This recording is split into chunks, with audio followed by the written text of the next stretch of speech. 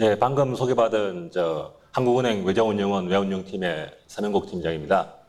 먼저 강의를 시작하기 전에 간단하게 제 소개를 드리면은 저는 1992년에 이제 한국은행에 입행을 했습니다. 한국은행 입행해서 처음에는 이제 아까 홍관장 말씀도 하셨는데 통계국에서 한 4년 정도 근무를 했고요. 그 뒤에 이제 97년에 국제국에 가서 그 당시 이제 저희가 이제 외환 위기로 IMF 위기를 맞을 시기였는데 그 외환 시장 팀에서 이제 환율을 담당했습니다. 환율을 담당하고 기획팀에서도 이제 기획을 담당했을 거예요. 그리고 2002년부터 이제 지금 외자운용원이 된 외화자금국에 옮겨와서 지금 10년 이상 외자운용원에서 근무를 하고 있습니다. 그러니까 지금 제가 입행한 지가 보니까 21년 정도가 됐는데요. 주로 이제 운용 쪽, 시장 쪽 이런 쪽을 하다 보니까 뭐 연구나 이런 쪽은 별로 하지 못하고 그러다 보니까 이제 에피소드가 제가 어릴 때 이제 집사람은 가끔 글을 써가지고 이렇게 뭐 글도 쓰고 그랬거든요. 제 애들이 엄마는 인터넷에 쳐보면은 엄마 이름은 한두 개 나오는데 아빠 이름은 전혀 본 적이 없다. 뭐 그런 이야기를 해가지고 잘 봐라. 엄마는 뭐 한 10개 내지는 뭐 수십 개 나오지만 아빠 이름은 수만 건, 수십만 건, 수백만 건 나온다. 그래서 전혀 그렇지 않다. 보라고 했더니 제가 가르쳤습니다. 유엔 뭐 서명국이라든지 무슨 조합 서명국이라든지 해서 수십만 건이 나옵니다. 그래서 뭐 썰렁합니다만 저서 그냥 그 정도로 하고요. 오늘의 그 주제는 이제 외환보유액 운용 현황과 최근 이슈인데요. 뭐 외환보유액이라는 게 다 잘 아시겠습니다만 우리 이제 국민 경제를 지키는 어떤 최후의 보루 역할을 하고 있기 때문에 그 중요성은 뭐 누구나 다 여러분 다 잘 알고 계시리라고 생각을 합니다. 그 관련해서 이제 오늘 조금 말씀을 드리고 중간중간에 언제든지 업무 사항이 있으면 질문해 주시면은 손을 들어 질문해 주시면은 답변을 하면서 그렇게 진행을 하도록 하겠습니다. 먼저 차례를 살펴보면은 첫 번째 네 파트로 나뉘어서 제가 이야기를 할 생각인데요. 첫 번째 파트는 이제 외환보유액의 개념 및 의의에 대해서 말씀을 드리고, 두 번째는 현재 외환보유액 현황, 그리고 세 번째로서 여기가 이제 저희 외자운용원이 주로 하는 일입니다만 외환보유액 운용 체계 및 운용 방법에 대해서 말씀을 드리겠습니다. 그리고 마지막으로 외환보유액 운용 관련해서 어떤 최근의 주요 이슈에 대해서 간단히 살펴보도록 그렇게 하겠습니다.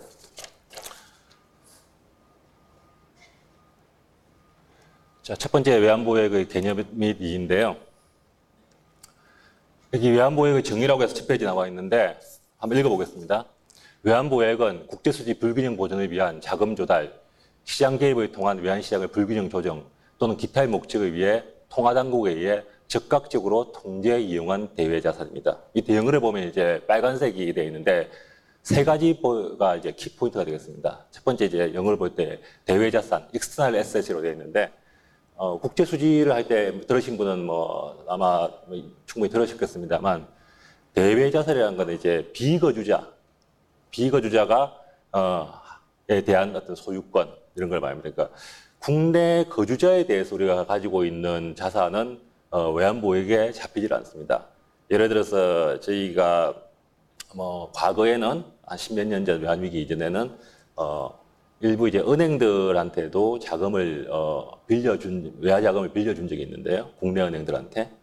그런 경우에는 그 국내 은행들에 대한 어떤 자산이기 때문에 대외 자산이 아니기 때문에 대내 자산의 관계로 그런 부분은 이제 외환보유액으로 집계가 되지 않고요.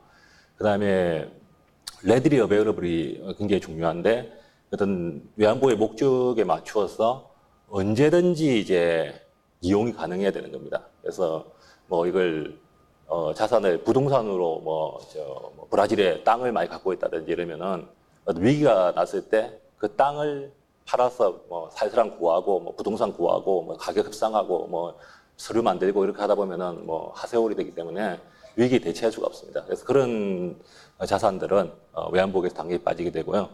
그다음에 일반인들이 가지고 있는 자산은 당연히 외화자산이라도 외환보유액이 아니고 통화당국, 그러니까 저희로 따지면은 이제 한국은행과 정부가 가지고 있는 자산을 외환보유액하고 그렇게 정의를 할 수가 있겠습니다. 그럼 금방 말한 정의에 부합하는 어떤 자산은 어떤 게 있나 살펴보면은 첫 번째 이제 유가 정권이 있고요. 유가 정권이라고 하면은 이제 뭐 크게는 이제 채권하고 주식을 이야기합니다. 채권이라고 하면은 조금 이따가 좀 자세히 설명해 드릴 예정입니다만 어떤 금액을 내가 빌리면서 채권 발행자가 일정 금액을 빌리면서 일정 시기 후에 그 금액을 갚아주겠다고 하는 어떤 일종의 정서인 거죠. 그러면서 단순히 이제 뭐 100만 원을 빌려가지고 100만 원 갚으면은 뭐 안 되니까 중간 이자라는 게 개입됩니다. 그래서 이자를 지급하는 그런 정서가 이제 채권이고요. 뭐 주식은 뭐 기업들이 이제 자금 조달 목적으로 발행하는 어떤 일종의 소유권이 되겠죠. 기업에 대한 소유권이 될 텐데 주식은 뭐 잘 아시다시피 배당은 있지만 어떤 채권과 같은 형태의 어떤 이자는 있지 않은 그런 상품입니다. 그래서 제 외환보액의 거의 대부분이 조금 이따 보겠습니다만 유가증권으로 구성되어 있고 대부분이 또 그중에 대부분은 주식이 아닌 채권으로 구성되어 있습니다. 이유는 뭐 기본적으로 주식에 비해서는 채권이 안정성이 높고 그다음에 어쨌든 이 시장의 발러탈리티가 주식에 비해서 훨씬 작기 때문에 외환보유의 성격에 맞는 측면이 있기 때문입니다. 다만 그래도 주식도 일부는 이제 보유를 할 수가 있습니다. 그래서 현재로서는 유가증권이라고 해서 다 외환보유 되는 건 아니고 아까 얘기한 레디리 어베일업 하기 위해서는 어느 정도 신용 등급이라는 부분이 이제 인베스트먼트 그레이드라고 해서 보통의 국제 신용 평가사들이 평가할 때 트리플 B 이상에 해당하는 채권들만 이제 보유액에 포함이 되고요. 통화들도 어느 정도 뭐 딱히 규정이 있는 건 아닙니다만 주로 이제 선진국이나 어쨌든 유동성이 상당히 있는 통화들인 경우에만 이제 외환보액이 포함이 되고요. 예치금은 이제 은행에 예금한 걸 말하는데요. 보통은 뭐 이제 뭐 라이브란 말 들어보셨겠습니다만 그게 이제 은행 간 시장에서 서로 예치를 하는 그런 시장에서 결정된 금리인데 저희도 이제 운용을 하다 보면은 기본적으로 어떤 유가증권을 가지지 않고 있는 특정 금액에 대해서는 아주 짧게 하루든 뭐 일주일이든 해서 은행에 예치를 하기도 합니다. 근데 이 경우에도 그 은행이 예치한 은행이 뭐 신용등급이 너무 낮다든지 뭐 금방 망할 수 있다든지 이러면은 레들이 어베일러블 하지가 않기 때문에 이용 가능성이 떨어지기 때문에 외환보유 잡지 않고 어느 정도 신용등급 이상을 갖춘 은행에 예치한 금액만 외환보유고 잡습니다. 그다음에 SDR, IMF 포지션 이 부분은 사실 저도 뭐 그렇게 익숙한 부분은 아닌데요. IMF가 이제 2차 세계대전 이후에 국제통화의 어떤 질서에서 IMF라는 국제기구가 생기고 그 IMF에 대부분의 나라들이 가입을 하면서 IMF에 출자를 합니다. 출자를 해서 그 출자는 나라의 사정에 따라서 출자가 달라지는데 교환성 통화, 즉 금이나 아니면 달러나 교환이 가능한 통화로 한 25% 정도를 출자를 했고 나머지 75%는 이제 자국 통화로 출자를 했는데 거기에 대해서는 각국들이 언제든지 이제 인출해서 사용할 수 있는 권리가 있습니다. 그러니까 이제 그 부분이 이제 IMF 포지션인데요. 그 IMF 포지션에 저희가 이제 출제한 부분 중에서 25% 언제든지 빼내 사용해서 교환성 통화에 대한 부분하고 그다음 75%는 자국 통화니까 교환성이 별로 없어서 원칙적으로 외환보액이 안 들어가야 되겠습니다만 어떤 이유로든지 그게 IMF에 사용을 했다면은 거기에 대해서 각국이 그 부분만큼은 또 IMF에 대한 청구권이 있는 거니까 그 부분까지 합쳐가지고 이제 IMF 포지션이라고 해서 외환보액 포함이 되고요. 그 다음에 SDR은 기본적으로 이 IMF가 신용으로 창출한 통화입니다. 그래서 인위적으로 만든 통화죠. 인위적으로 만든 통화인데 IMF의 어떤 대출이라든지 아니면 회원국 간의 어떤 대출에서 사용되는 어떤 가공의 통화입니다.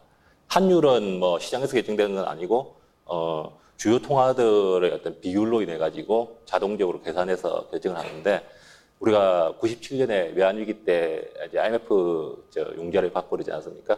그럴 때 주로 이제 계산 단위로서 SDR을 가지고 이야기가 됐습니다. 그래서 이 SDR을 창출해 가지고 각국에 나누어 주거든요. 나누어 주게 되면은 그 부분만큼이 이제 또 외환보유액에 포함됩니다. 그리고 이제 마지막으로 금인데요. 뭐 화폐금으로 해놨습니다만 이거는 뭐 그러니까 IMF에서 이야기하기로는 뭐 그냥 지금 우리가 뭐 종로나 이런 데서 금방에서 거래하는 그런 금이 아니라 국제금융시장에서 외환보유액 성격에 맞게 언제든지 거래가 가능한 형태의 금을 이제 그 화폐금이라고 이야기하면서 이 화폐금에 대한 부분도 외환보유액에 포함을 시키고 있습니다. 그래서 밑에 뭐 국내 거주에 대한 청구권, 부동산, 기금속 등 실무자산은 불포함한다고 아까 말씀드린 거는 말씀드렸고요. 그래서 외환보유액 구성이 사실 저희가 4월 말 통계가 제가 이게 월요일 날 제출했는데 나왔고 5월 말 통계가 화요일 날 나왔습니다. 그래서 뭐 요거보다는 금액이 조금 바뀌었는데요. 뭐 5월 말 금액은 뭐 크게 바뀌지 않았으니까 뭐 그냥 참고로 보시면 될 것 같고요. 보유 목적인데 보유 목적을 하기 전에 뭐 앞으로 금 이야기를 할 기회가 뒤쪽에는 별로 없을 것 같아가지고 금에 대해서 간단하게 좀 말씀을 한 5분 정도 드렸으면 합니다. 금은 이제 뭐 옛날부터 그 국제시장이 성립하기 전부터 여러 나라에서 보석으로 사용될 뿐만 아니라 화폐적 성격으로도 많이 사용이 됐는데요. 기본적으로 화폐가 가져야 할 좋은 성격들을 많이 가지고 있기 때문이죠. 일단 이 생산량이 제한되어 있고, 그래서 그리고 위조가 어렵고, 그다음에 상당히 휴대해서 다니기가 편하고, 그다음에 분할이나 어떤 재생 같은 게 쉽게 이루어집니다. 그리고 금이 기본적으로 보면은 절대 없어지지 않은 금속입니다. 다른 뭐 철 같은 거는 산화철이 그러니까 녹이 썰어버리고 뭐 없어지고 이렇게 할 수 있는데 금은 녹도 쓸지 않고 그래서 한 번 만들면 뭐 원시 시대에 있던 금이 지금도 사실 그대로 있다고 볼 수도 있는 거죠. 물론 이제 지하에 있던 금들은 경제성에 따라서 계속 채굴을 하고 있습니다만 뭐 과거에 어떤 금리빨을 해놨던 부분은 뭐 도둑이 이제 무덤 파가지고 금리빨 빼가지고 다시 유통시키고 뭐 요즘 뭐 금을 이제 화장품으로도 많이 사용하고 또 뭐 옛날에는 뭐 금밥 해가지고 일부 뭐 먹기도 하고 그랬던 것 같은데 뭐 금을 먹더라도 이게 다 배설이 돼가지고 물에 식혀가지고 사금 형태로 다시 이용이 되고 그러기 때문에 절대 뭐 없어지지 않은 그런 형태의 그 좋은 성격 때문에 옛날부터 이제 금을 굉장히 화폐로 많이 사용해왔고요. 특히 이제 19세기에 영국이 이제 그 산업혁명이 일어나서 이제 해가 지지 않는 제국으로서 국제금융계를 지배할 때 영국이 이제 금본위제를 채택을 하면서 많은 나라들이 이제 금본위제를 채택을 하면서 금이 이제 어떤 화폐로서 역할을 하게 됐던 거죠. 그런데 이제 1차 대전이 끝나고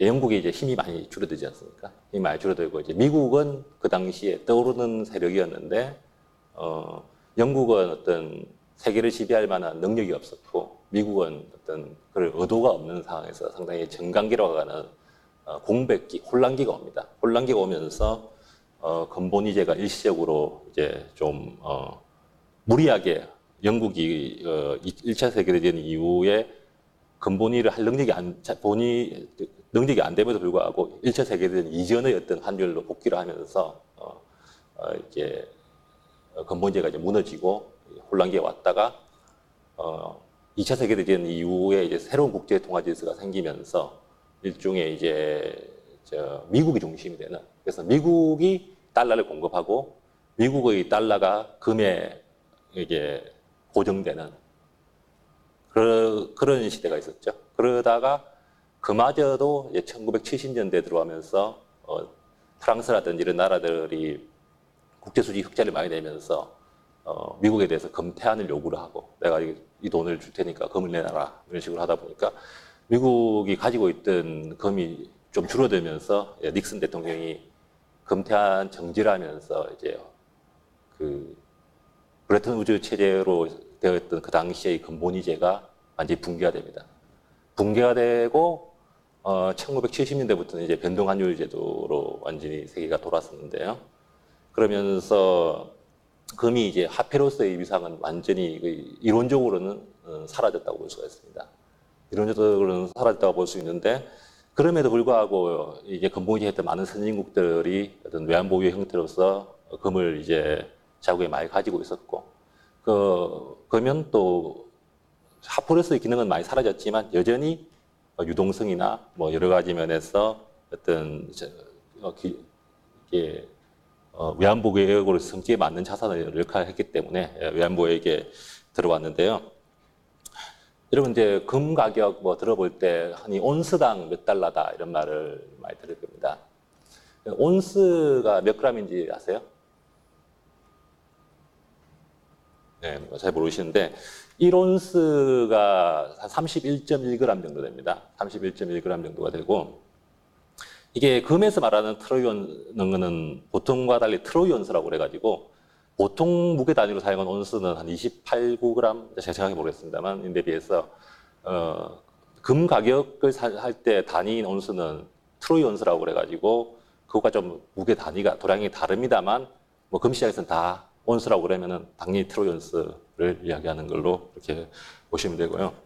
그다음 국제시장에서 금을 거래를 하려면은 몇 가지 어떤 이 규칙이라는 게 아니고 규격에 맞는 어떤 금 형태가 돼야 이게 거래가 가능합니다. 그래서 그걸 GDB, 그러니까 Good Delivery Bar라고 그러는데요.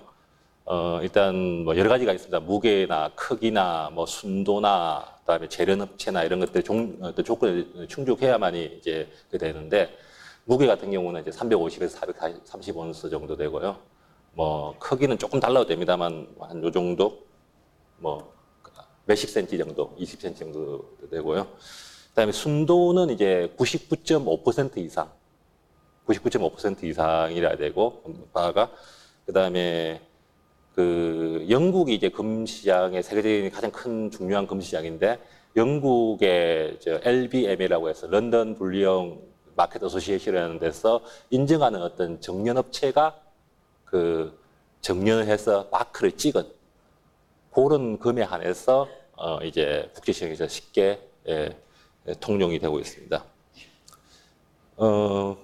그래서 저희도 옛날에 이제 금을 뭐 국내 일부 보유가 됐던 적도 있는데 일부는 해외에 보관했고 일부 금을 국내 보관했던 거를 이제 굿딜리버리를 만들기 위해서 재정년해 가지고 이제 지금은 이제 국내 보유금 없고 다 해외에서 가지고 있습니다. 그래서 해외에 갖고 있으면 이제 주로 영란은행에 맡기게 되는데 그렇게 되면 이제 금을 대여를 할 수도 있고 다른 형태로 쓸 수 있기 때문에 그리고 금 조금만 더 말씀드리면요. 이 금을 보관하는 계좌가 있는데 계좌가 돈도 그렇습니다만 이제 allocated하고 unallocated라고 이렇게 두 가지 종류가 있는데 하나는 이제 unallocated 같은 경우는 그냥 그 은행에 대해서 우리가 금을 청구권만 갖고 있는 거거든요. 내가 니한테 금을 참 그전에 99.5% 순도를 말씀드렸는데 순도가 99.5인 경우에 만약에 금괴 무게가 1000g이면은 금을 살 때는 금괴는 1000g이지만 안에 995가 들어있잖아요. 995를 가지고 계산합니다. 반면에 은 같은 경우는 좀 가격이 싸다 보니까 1000g짜리가 있고 순도가 99.9 이상이어야 되거든요. 그래서 그 경우에는 그 은은 990%로 계산하는 게 아니라 1000g으로 계산하는데 금은 좀 비싸니까 그 짜투리까지 다 떼내가지고 파인 온스 완전 금괴 무게가 아니라 안에 들어있는 금무게로 다 계산합니다. 참고사항이고요. 그래서 unallocated 같은 경우는 이제 그냥 내가 가지고 있는 금이 니한테 얼마 네가 나한테 금 줄 거 있다. 요 정도 수준이기 때문에 맡긴 은행이 파산해버리면 받을 수가 없습니다. 돈을 은행에 맡길 때 우리가 돈 번호 가지고 내 돈은 몇 번 이렇게 하지 않지 않습니까? 근데 allocated 방식은 금을 보관을 시키면서 몇 번을 답니다. 그래서 내가 갖고 있는 금은 몇 번인데 이거는 순도가 뭐고 무게가 뭐고 어디서 재련한 거고 이렇게 다 그 하나에 대한 소유권을 갖고 있기 때문에 거기에 이 경우에는 이제 보관은행이 뭐 파산을 하더라도 금은 이제 안전하게 저희 소유권을 확보할 수 있는 거죠. 저희가 현재 갖고 있는 금은 다 그 알로케이티드 방식으로 가지고 있고 뭐 그렇습니다. 근데 이제 금을 이렇게 별 관계도 없는데 왜 이렇게 뭐 많이 보유하느냐? 요즘 국가들이 많이 보유하려고 하느냐? 사실 아까 말씀드린 대로 한 2, 3번만 다 넘어가겠는데요. 90년대부터는 금값이 정체를 하면서 이제 그 유럽의 중앙은행들은 금을 많이 팔기 시작했습니다. 금을 많이 팔기 시작하고 중앙은행들이 금을 팔면서 금 가격이 이제 더 떨어질 수가 있으니까 자기들끼리 워싱턴 협약이라는 협약을 맺어가지고 이제 더 이상 금을 많이 뭐 이렇게 해서 금값을 안정시키는 노력들을 많이 했는데요. 2000년 들어와서부터는 이제 금값이 뭐 한 300달러에서 뭐 굉장히 올라가지고 2000달러 근처까지 갔다가 좀 이제 1400달러 선까지 나는데요. 이런 금이 외환보유에서 우리가 중요한 이유는 일단 보험 성격이 있고요. 보험 성격이라는 게 인플레이션이 일어나면 금값이 많이 오르거든요. 인플레이션이 일어나면 금값이 오르면 인플레이션에 대한 해지 수자들의 성격이 있고 또 세계가 굉장히 어지러울 때 금융위기나 이럴 때 금값이 올라갈 수 있습니다. 양쪽 테일에 대해서 리스크를 해지할 수 있는 그런 성격이 있고요. 그 다음에 포트폴리오 이론에서 나중에 간단히 말씀드리겠습니다만 어떤 상품이 추가로 포트폴리오에 편입되게 되면은 그만큼 위험 분산 효과가 발생하기 때문에 뭐 이피션트 프론티어를 아시는 분은 아시겠습니다. 나중에 간단히 설명드릴 수 있을지 모르겠는데 효율적 변경선이 이제 상방으로 올라가는 그런 게 있습니다. 그런 효과가 있고 그 다음에 금이라는 게 이건 뭐 제 개인적인 생각입니다만 지금 선진국들이 다 가지고 있지 않습니까? 그러면은 이게 나중에 어떤 상황이 됐을 때 근본위기의 가능성은 지금 거의 없다고 다들 이야기합니다만 어떤 형태든지 금을 일정 역할을 할 가능성이 있고요. 어떤 논문에 보면은 이 금 보유와 어떤 글로벌 파워 간의 어떤 일정한 상관관계가 있다 이런 논문도 있습니다. 그래서 최근에 이제 이 부상하고 있는 중국이나 러시아 등등이 굉장히 금을 많이 사모으고 있고요.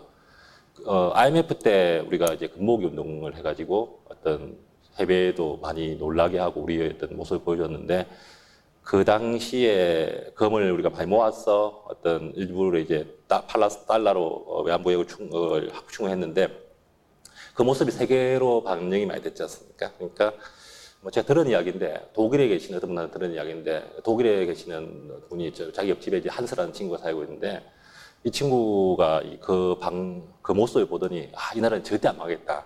그래가지고 이 삼성전자 주식을 그 당시에 많이 사가지고 대박이 났다는 그런 이야기했습니다. 그래서 사실 그때 금모으기를 할 때 공짜로 준 건 아니고 다 그만큼 이제 돌려받은 건데 이 독일 친구는 그걸 몰랐던 거죠. 그냥 내놓는 걸로 생각하고 뭐 그렇게 했다는 그런 이야기였습니다. 뭐 그 정도 금 이야기는 그 정도 하고요. 시간이 가니까. 그래서 목적은 이제 말씀드렸지만 최종 대부자 기능이 가장 강합니다. IMF를 생각해 보시면은 아시겠습니다만 우리 한 16년 전 이야기입니다만 그 당시에 우리가 외환보액이 바닥이 나면서 결국 그 IMF의 융자를 손에 뻗치게 할 수밖에 없었던 그런 문제가 있거든요.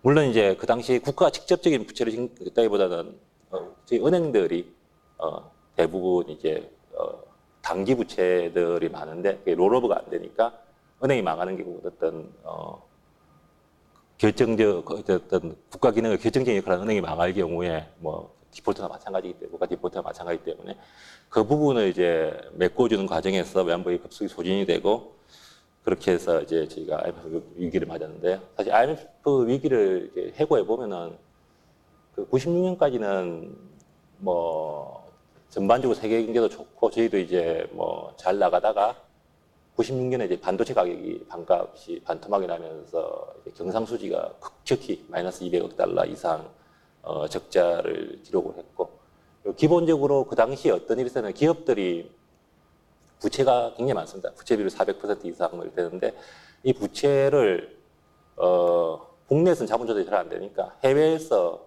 다 조달을 많이 했죠. 기업이 직접 조달을 하기도 했지만 그보다는 주로 이제 은행을 통해서 조달을 하는데 은행이 기업에 돈을 빌려주면서 그 자금을 해외에서 도입을 해가지고 은행에 기업에 빌려준 거죠. 근데 이 은행이 신용도가 그 당시 그렇게 높지 않으니까 장기로도 못 빌리고 단기로 뭐 한 달짜리 아니고 뭐 하루짜리 일주일 뭐 그때 3개월 뭐 이런 정도로 돈을 빌려가지고 이 기업들한테는 뭐 3년, 5년, 10년 이렇게 빌려준 거란 말이죠. 그러면은 결국 빌린 돈도 달러고 빌린 돈은 달러인데 빌려주는 돈은 원하고 빌린 거는 3개월인데 빌려주는 건 5년이고 그러니까 통화불일치, 만기불일치 다 발생한 상황에서 어떤 위기, 경상수지 적자와 더불어 위기가 오니까 이 단기로 빌린 돈에 대해서 차환이 안 되는 거죠. 갚아야 되는. 안 갚으면 디폴트가 나니까. 그런 상황이 이제 우리가 그 IMF의 어떤 뭐 그런 기본이었다고 볼 수가 있는데 그 당시에 이제 은행들이 빌린 돈을 국가가 메꿔주는 역할을 하는 과정에서 외환보유액이 바닥이 났었죠. 그 당시 외환보유액이 한 300억 정도, 300달러 정도였는데 지금은 이제 뭐 3천억이 훨씬 넘으니까 좀 격세지감을 느낄 수가 있습니다. 그 당시 이야기를 뭐 조금 해보면은 그때 저희가 외환시장 TV에 있어서 고생을 많이 했는데 뭐 밤샘도 수시로 하고 아침에 들어가서 옷 갈아입고 목욕 잠시 하고 뭐 이렇게 다시 출근하고 뭐 토요일도 뭐 이렇게 많이 했습니다. 근데 목욕탕에 가보면 이제 크다랗게 써놨습니다. 국가무도 사태, 물을 아낍시다. 그래가지고 그래서 뭐 저걸 보면서 뭐 그 생각이 떠오르면서 이제 최근에 어떤 데 제가 연수를 가서 들은 내용에 저작권이 없으면 이제 그 한두 개 말씀드리고 싶은데 그런 표와 관련해 가지고 이제 지금 좀 많이 안 덥나요? 조금 나아졌나요? 전력난이 지금 심각하다 보니까 뭐 이게 원전 뭐 수리도 해야 되고 해서 전기값이 지금 뭐 다른 나라에 비해서 굉장히 싼 편이고 그러다 보니까 이제 난방을 전기보다 그러니까 다른 뭐 기름보다 전기로 오히려 많이 하고 이래서 전기가 대한 수요는 많고 공급은 더 적고 이런 부분이 있는데 그 표가 그런 게 있지 않습니까? 전기는 국산이지만 원료는 수입입니다. 네, 그런 게 있었는데 그래서 어떤 할아버지가 그 말을 듣고 농소에서 이것도 다 이 전기를 바꿔야 되겠다 그러신 거예요. 지금 왜 그런 말씀하시냐니까 저 전기는 국산이고 원료는 수입이니까 수입하든가 쓰지 말고 전기로 써야 될 거 아니냐. 뭐 그런 말씀을 하셨다고 그러고요. 가끔 이렇게 표가 서로 간에 인식이 안 되는 경우가 있습니다. 제가 뭐 또 들은 이야기는 건강음료 선전할 때 마이클 조단이 나와서 선전하는 뭐 건강음료가 있지 않습니까? 세 개의 카트로 구성되어 있는데 처음에 마이클 조단이 이제 굉장히 피곤하게 이렇게 앉아 있는 거예요. 그러다가 건강음료를 마시는 그 카트가 나오고 그 다음에 세 번째가 이제 펄펄 날면서 운동을 하는 겁니다. 근데 이거를 가지고 했는데 중동에 쓰니까 영 안 팔리는 거예요.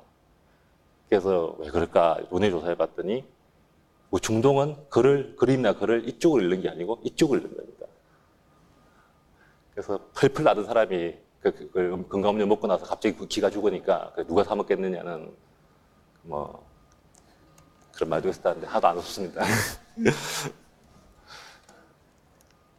그래서 어쨌든 최종 내부자 국가를 지키는 최후의 보루라는 뜻이죠. 리소트라는 말이 저는 이제 뭐 휴양 이런 데인 줄 알았는데 그 사전에 찾아보면은 의지하다 이런 말도 두 번째 있고 세 번째는 뭐 최후의 보루라는 뜻이 아예 있습니다. 그래서 뭐 그렇게 보시면 되고요. 다음에 외환시장 안정을 위한 정책 수단을 제공하죠. 그 스무딩 오퍼레이션을 저희가 환율이 수요 공급을 지나치게 벗어나가지고 과도하게 한쪽 방향으로 움직이는 경우에는 어떤 시장에서 어떤 외환보유를 사용해서 어떤 환율의 어떤 그 과도한 움직임을 좀 막는 기능이 있고요.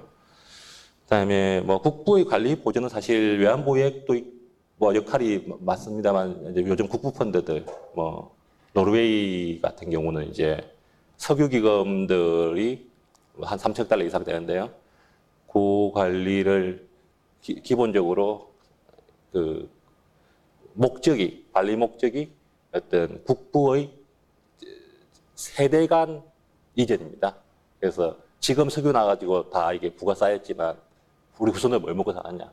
후손들을 위해서 이게 관리를 한다는 국부의 보전 측면이 이제 있고요.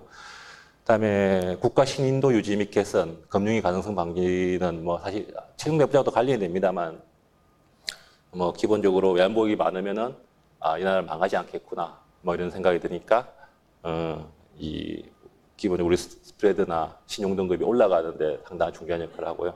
저희 나라 신용 등급이 사실 뭐 지금 AA 마이너스, 일부 기관은 뭐 A 플러스 정도 됩니다만 과거에 비하면 많이 올라왔고 그 올라오는 중에 외환보유액 확충이 많은 어떤 역할을 했다고 생각이 됩니다.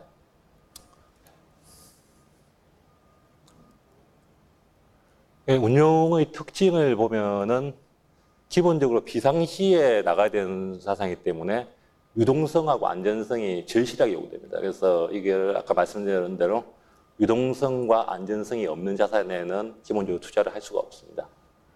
그리고 자산부채 종합관리기법 적용이 어려운데요.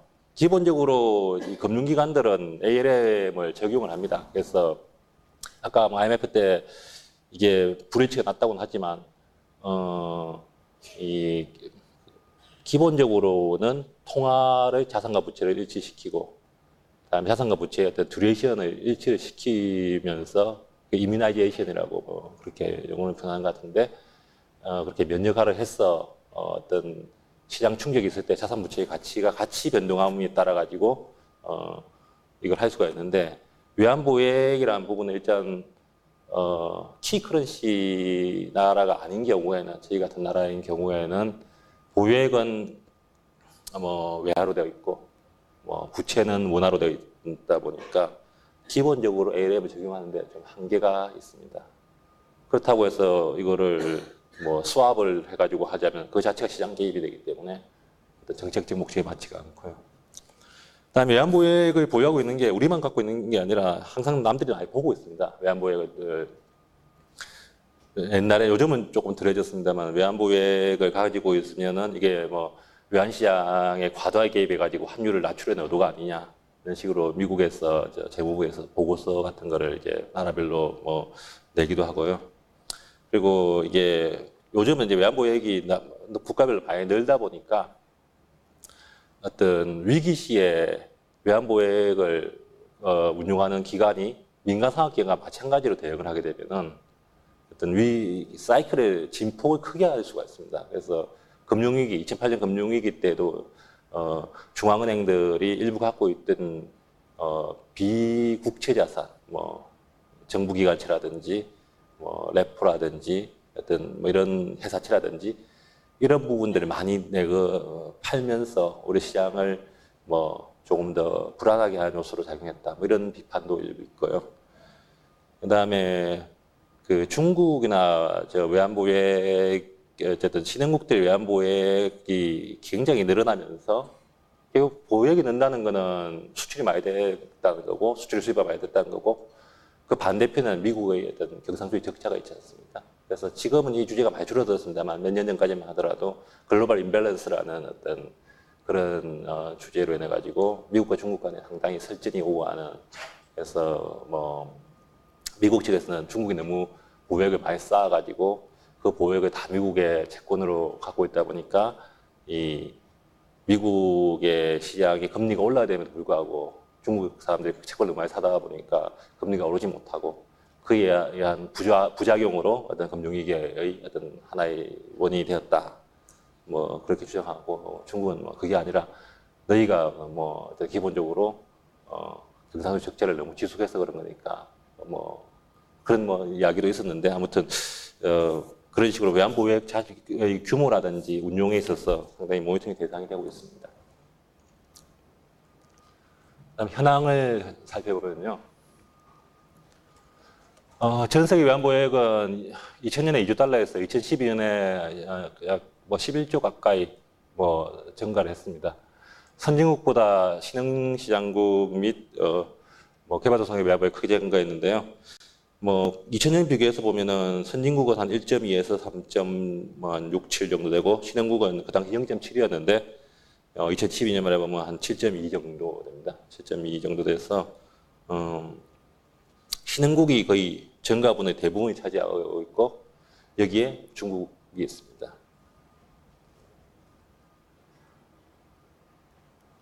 국가별 상을 보시면은 중국이 3조 이상, 3.5조 가량의 막대한 보유액을 가지고 있고요. 그 다음이 일본이고, 그다음에 러시아, 스위스, 대만, 브라질, 뭐 우리나라는 7번째 지금 되어 있습니다. 뭐 그리고 요금은 이제 4월이라서 약간 바뀌었는데 7일 그 비슷하고요.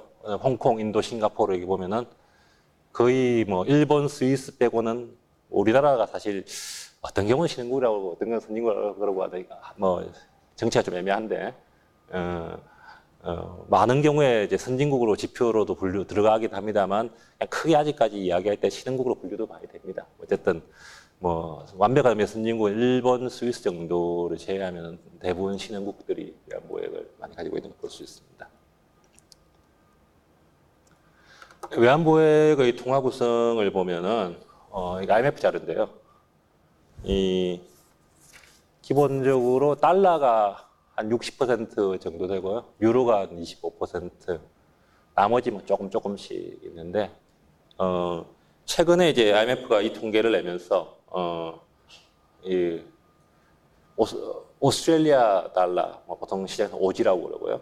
그다음에 캐나다 달러, 시장에서도 룬이라고 그럽니다. 뭐 룬이라는 게 뭐 새 일종인 것 같은데 아마 캐나다 화폐에 그런 새가 그려져 있는 것 같습니다. 그래서 오지하고 룬이를 다음부터는 신규로 이 분류에 포함하겠다고 그럽니다. 근데 아직은 포함이 안 돼가지고 현재까지는 기타 부분에 들어있고요. 뭐 그 정도 다 한 60% 정도 보시면 되겠네요, 그죠? 2001년에 70%였는데 72%인데 뭐 조금씩 주는 추세를 보이고 있습니다. 선진국하고 신흥시장을 보더라도 뭐 비슷하긴 하지만 선진국 신흥시장국이 더 이제 통화순위가 좀 더 크게 변동한 모습을 볼 수 있고요. 뭐 이거는 기본적으로 이 신흥시장국이 규모가 커지다 보니까 이제 약간 수익성에도 신경을 쓰게 된 그런 게 있고 또 선진국은 대부분 유럽과 관련된 나라들이 많다 보니까 또 상대적으로 뭐 유로도 유지가 되고 뭐 그렇게 되는 것 같습니다.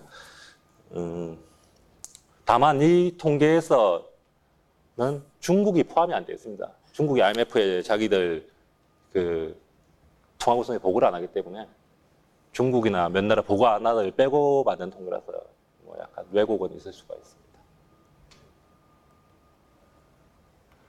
그래서 상품별 구성을 보면 사실 상품의 구성을 알 수가 없습니다. 외환보액에 대한 상품의 구성을 알 수가 없는데 한두 가지 간접적인 자료를 보면은 여기 미국의 이제 트레저리의 자료인데 미국에 투자한 외국 공적 기관, 중앙은행들이 가지고 있는 상품 구성비를 이제 낸 거니까 아주 전체 외환보에 볼 수는 없고 그냥 미국에 투자된 것 중에서도 그것도 완벽한 자료는 아닙니다. 완벽한 자료는 아닌데 그래도 추이 정도를 보면은 대체적으로 요 정부채 부분이 6년에 7년, 8년에는 감소하다가 금융위기가 있으면서 안전자산 선호 때문에 증가하는 모습을 보이고 있고요. 그 다음에 정부기관채라고 하는 건 주로 이제 뭐 들어보셨는지 모르겠습니다만 뭐 이제 페니메 프레데믹이라고 해가지고 주로 이제 모기지와 관련된 일을 많이 하는 기관들인데 이 기관들이 이제 서프라임 나오고 하면서 문제가 많이 생기면서 거기에 대한 구성은 좀 줄어든 것으로 나타나고 있고요. 마찬가지로 이 모기지 유동화 채권이 조금 늘었다가 지금 좀 줄고 있는 상태. 주식은 비슷하게 유지되고 있네요.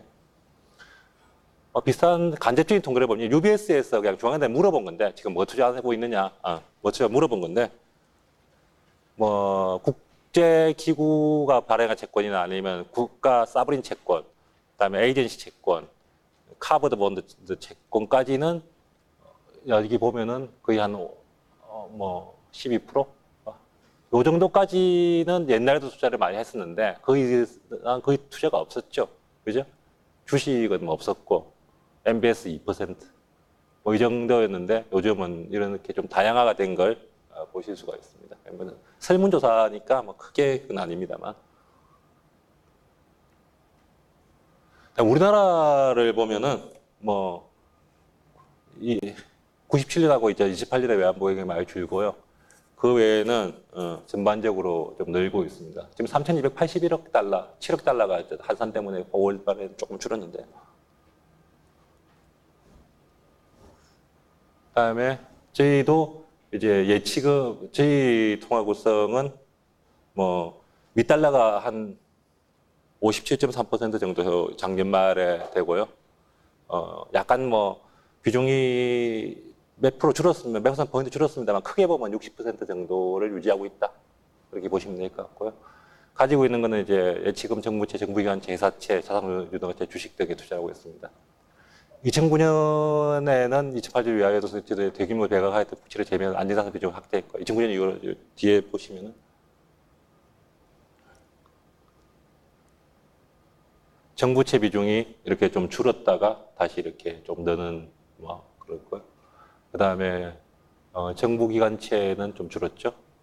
자산유동화채는 어디 있나요? 뭐 약간 늘었다가 유지하고 있습니다. 그리고 회사채는 뭐 약간 줄었고요. 주식이 이제 저희가 조금씩 내려가 지금 한 5% 정도 되고 있습니다.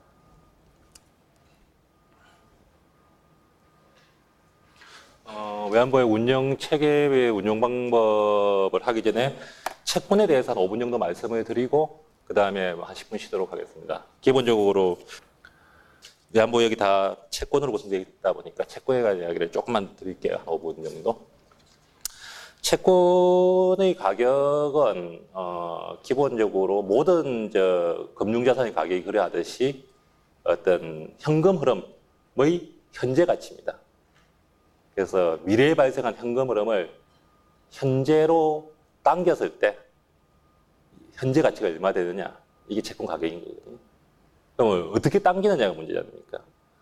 할인을 얼마나 하느냐가 문제가 됩니다. 그래서 1년 뒤에 100을 받는 채권이 있는데 1년 뒤에 100을 받는 채권의 지금 가치는 얼마냐 했을 때 이 가치가 당길 때 한 7% 된다. 그럼 93이 되는 거고요. 뭐 3%밖에 안 된다. 그럼 97이 되는 거죠. 7% 3%가 뭡니까? 이자입니다. 이자율. 금리가 되는 겁니다. 그러니까 미래의 어떤 현금을 현재하고, 미래는 있는 건 불확실하니까 현재에 있는 게 더 좋다고 보면은 거꾸로 생각하면 이제 현재 갖고 있는 돈을 돌리면 얼마가 되느냐도 되겠지만 그 부분이 이제 이자율이 되는데, 중국 고사성어에 조삼모사라는 말이 있지 않습니까? 그래서 원숭이가 뭐 아침에 3개 주고 저녁에 4개 준다니까 막 길길이 날뛰다가 아침에 4개 주고 저녁에 3개 준다니까 좋아했다고 참 어리석은 원숭이라고 그러는데, 사실 이 원숭이가 굉장히 합리적인 겁니다. 이자율의 현재 가치로 본다면 원숭이의 행동이 굉장히 맞는 거고 어리석은 인간의 비웃어야 될 것 같은데, 아무튼 중국 그 당시에는 어떤 이자 개념이 별로 발달을 안 했던지 원숭이만 발달하고 사람은 좀 발달을 안 했던 뭐 그런 형국이었던 것 같습니다. 그래서 뭐 채권의 종류를 간단히 살펴보면은 뭐 일단 만기에 따라서 장기 채권, 단기 채권은 1년 기준으로 합니다. 1년 기준으로 해서 1년 이상이면 장기, 1년, 물론 이게 그 부분에 따라서 장기를 다시 장단기로 나눌 수도 있겠죠. 보통 이제 캐피탈 마켓이냐 머니 마켓이냐는 구분 자체가 1년이고, 캐피탈 마켓에 해당하는 부분도 이제 뭐 2년부터 100년까지 있을 수 있으니까 그 중에 짧은 뭐 2년부터 5년은 단기다 이렇게 할 수도 있겠지만, 그리고 이제 이자를 어떻게 주느냐에 따라서 이자를 안 주는 형식, 할인채, 아까 얘기했던 대로 그냥 나중에 100 줄 테니까 지금 93에 사라. 그래서 중간에 이자가 없는 게 할인채고, 정기적으로 이자가 이게 지급되는 게 이표채입니다. 정기적으로 이자가 뭐 3개월마다 줄 수도 있고 6개월마다 줄 수 있고 1년에 한 번씩 줄 수도 있고, 그건 채권 종류마다 다 다른 거고요. 그 주는 이자를 고정시켜 가지고 5%, 뭐 이렇게 3%, 2% 고정시켜 주는 게 고정금리 채권이고, 주는 이제 변동금리, 라이브라든지 어떤 거에 맞추어가지고, 연동시켜가지고, 가는 경우가 이제, 변동금리 채권이 되겠습니다. 그리고 발행자에 따라서, 발행하는 사람, 국가면 국채, 지방정부면 지방정부채, 국제기구면 국제기구채, 그 다음에 뭐 회사면 회사채가 되겠죠. 특수하게 약간 MBS하고 유동화 채권이라는 게 있었는데, 유동화 채권은 뭐 크게 보면 ABS라고 그랬었는데 Asset-Backed Security라고 해서 이 에셋이 여러 가지가 있을 수 있어요. 크레딧 카드에 대한 현금을 모아서 할 수도 있고, 그다음에 뭐 학자금 주는 거, 스튜던트 론에 대한 걸 모아서 할 수도 있고, 그다음에 오토론, 자동차 관련해서 뭐 나눠본 거 할 수도 있고, 그런 시장들은 별로 적고요. 가장 큰 시장이 이제 집과 관련된 모기지 시장인데, 모기지 시장에서는 크게 요 얘기만 하고 조금 시도하겠습니다. MBS라는 게 카버드 본드라는 부분이 있는데, MBS는 이제 미국의 독특한 형태입니다. 미국의 독특한 형태가 돼가지고, 미국의 사람들이 이제 은행 가서 모기지로 30년짜리 돈을 빌려가 집을 사게 되면은, 은행들이 그것들을 다 모아가지고, 정권화 시켜가지고, 이게 아까 이야기한 정부기관, 페니맥, 프레드맥 등의 보증을 받든지 해서 시장에 유통을 시킵니다. 그러면은 그것도 뭐 여러 가지 파생적인 형태가 있는데, 그거를 이제 투자가들이 투자를 하는 거죠. 투자를 해서 집을 빌린 사람들이 낸 돈을 가지고 가고 이제 이자가 받게 되는데, 이 가장 특징이 하나 있는데 옵션이 들어가 있거든요. 옵션. 그래서 프리페이먼트 옵션이어가지고, 우리나라는 뭐 돈 빌려도 뭐 3년간 뭐 이렇게 이자 빨리 내면 뭐 약간 페널티 있고 이런데, 미국은 그런 게 전혀 없기 때문에 언제든지 갚을 수가 있어요, 원금을. 그러면 언제 원금을 갚을까요? 금리가 떨어지면 원금을 갚습니다. 그리고 새로 빌립니다. 그래서 서브프라임 때 이 문제가 됐던 미국인들의 행태가 뭐였냐면은, 집을 빌려가지고 소유한 다음에 집값이 막 올라가면은 더 빚을 많이 냅니다. 그 집을 담보로 해가지고. 그래서 그 돈을 가지고 뭐 지중해 가서 뭐 땅을 사든지 놀든지 뭐 하고 뭐 이래가서 나중에 이제 터지면서 망했다, 이런 비판도 있고 그랬는데, 어쨌거나 이 금리가 떨어지게 되면은 원금이 막 들어옵니다. 그러면 투자자들은 처음에 이게 30년 투자하는 걸로 알고 있었는데, 갑자기 1년도 안 돼가지고 원금이 다 들어온 거예요. 그러면은 재투자 위험이 있지 않습니까? 그래서 독특한 어떤 옵션이 걸려있는 형태라서 MBS가 굉장히 좀 어려운 채권입니다. 그다음에 미국이 아닌 유럽은 자산유동화채의 대표적인 게 카버드 본드라는 건데, 이거는 모기지를 하는 것도 있고 백을 공공기에 대한 대출로 하는 것도 있는데, 모기지 부분만 살펴보더라도 미국 MBS는 많이 다릅니다. 첫째, 미국 MBS는 은행들이 발행을 하면서 자기 BS에서 떨어져 나가버립니다. 완전히 떨어져 나가버린 데 비해서 카버드 본드는 은행들이 발행을 하지만 자기 BS에 남아있기 때문에, MBS는 기본적으로 그러니까 투자자들이 믿을 수 있는 거는 채권자들, 그러니까 집박이 없는 거죠. 집박이 없는데, 카버드 본드 같으면은 담보로 집이 있는 외에 또 그 발행한 은행에 대해서도 청구를 할 수 있기 때문에 조금 안전한 형태라고 볼 수 있고, 그다음에 프리페이먼트 리스크가 전혀 없습니다. 그래서 같은 유동화 채권이긴 한데 조금 성격이 많이 다르고 해서 뭐 말씀드렸고요. 외환보유액이 대부분 채권으로 운영되기 때문에 채권과 금리 듀레이션이라는 개념은 그래도 조금이라도 설명을 드려야 될 것 같네요. 다 아시는 분이 대부분이겠습니다만, 보통 말하는 금리라는 부분하고 채권 가격이라는 건 아까 제가 설명을 드렸다시피 역의한 게 있습니다. 할인율이라는 게 미래의 어떤 걸 땡겨오는 과정에서, 아까 제가 이자율이 7%면은 100이 93이 돼, 가격이 93이 되고 이자율이 3% 97이 된다는 역의 관계가 있던데, 할인율인 경우에 아주 뭐 간단할 수가 있는데, 뭐 10년 채권, 20년 채권 뭐 이렇게 되어버리면은 이제 중간중간에 계속 쿠폰이 지급되기 때문에 그런 채권들에서 10년짜리 금리, 신문지에서 보면 라는 걸 많이 보실 텐데, 10년짜리 금리라는 게 도대체 뭐냐? 금리가 따로 있는 거냐. 그리고 아마 경제학과에서 보시면은 이제 듀레이션 말을 하면서 금리 변동에 따른 채권 가격의 변동이 듀레이션이다. 이런 이야기도 많이 들었을 텐데요. 그게 조금 그런 게 금리가 변동해서 채권 가격이 금리 변동이 결과고 채권 가격이 원인이고 채권 가격이 결과냐. 그렇게 오해할 수가 있는데 그건 아니고 채권 가격이 결정되면서 거기에 해당하는 대응하는 금리가 그냥 결정되는 거죠. 두 개가 완전히 똑같은 겁니다. 결과나 원인의 이야기가 아니라 완벽하게 동일한 채권 가격 얼마는 금리 얼마인 거죠. 그럼에도 불구하고 왜 그러면은 금리와 채권 가격과의 관계를 보면서 듀레이션의 이야기를 하면서 금리가 몇 bp 오르면 채권 가격이 몇 % 오르고 이런 이야기를 하느냐 똑같은데 그래서 그걸 간단히 1분만 요 그림을 그려보면요.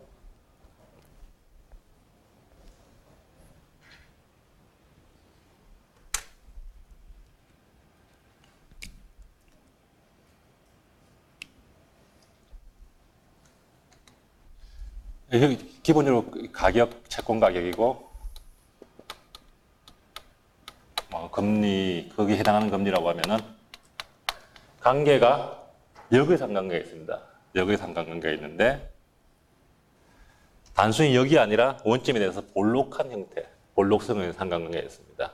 그래서 금리가 내리면 채권 가격은 올라가게 되는 거죠. 근데 여기서는 금리가 내리면 더 많이 올라가게 되고요. 금리 수준에 의존합니다. 그렇긴 한데 아까 말씀드린 원인과 결과는 아니고요. 단순히 어떤 그런데 듀레이션이라는 게 10년짜리 채권하고 2년짜리 채권하고 같이 금리로 표시되는 부분이 변동했다고 하면은 채권 가격 변동이 다르거든요. 그러니까 2년짜리 채권은 금리 1% 변화가 채권 가격의 한 2% 변화에 대응하는 반면에 2%가 좀 안 됩니다. 실제로 한 1.5년, 뭐 1.7년. 10년짜리 채권 같으면 금리 1% 변화, 1%포인트 변화가 뭐 한 7, 8% 변화에 대응이 되는 거죠. 결국 그 미분 개념인데요. 원인과 결과는 알지만 원인과 결과 비슷하게 봐서 10년짜리 금리가 1%포인트 변화하면은 10년짜리 채권은 가격이 7%, 8%가 변화합니다. 이게 만약 할인채 했다면 그 10%가 그대로 변하는 거죠. 이 부분이 여러분 수학 배웠겠습니다만 요 그래프의 접선의 기울기에 해당하는 부분이고 그 접선의 기울기에 해당하는 부분을 우리가 듀레이션이라고 합니다. 이건 어렵지만 어렵다기보다 그렇지만 결국은 금리 변화하고 채권 가격 변화가 어떻게 대응하느냐. 근데 긴 10년짜리 채권은 같은 10bp가 변해도 채권 가격이 크게 변하고 2년짜리 채권은 같은 10bp가 변해도 상대적으로 적게 변한다는 거죠. 그러니까 10년짜리 채권은 2년짜리 채권보다 금리 민감도가 한 5배쯤 되는 거예요. 그래서 이게 채권 만기하고 듀레이션이 보통 채권은 굉장히 연관이 있고요. 그 다음에 옵션이 있는 채권들 같으면은 조금 달라지기 때문에 이 채권하는 사람들은 이 듀레이션을 리스크 관리의 모든 리스크 관리에서 기본으로 생각하고 있습니다. 그래서 채권을 관리할 때 현재 내가 하고 있는 포트폴리오의 듀레이션이 몇 년이다. 는 게 최대의 관리 대상입니다. 그러니까 만약에 인덱스하고 싸운다면은 내가 인덱스보다 어떻게 잘해야 되겠다.